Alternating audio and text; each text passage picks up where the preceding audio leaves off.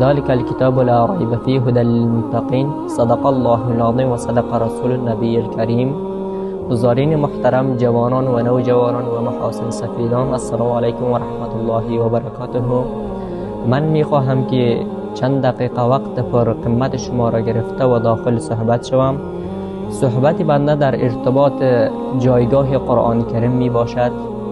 من و شما می دانیم که قرآن کریم کتاب الله متعال است و نازل گردانده الله متعال بر پیامبر صلی الله علیه و سلم.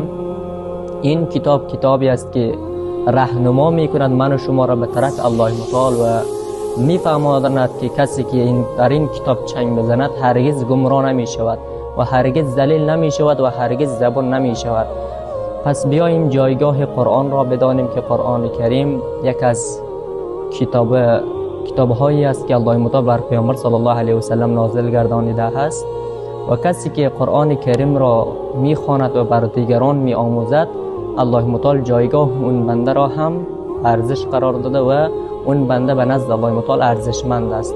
پس بیاییم که این کتاب را بدانیم و بر دیگران بیاموزیم و کسی که قرآن را در این قرآن چنگ میزند و این قرآن را میخواند، الله متعال دست اون بنده را از گناه میگیرد و نمیماند که اون بنده گناه بکند.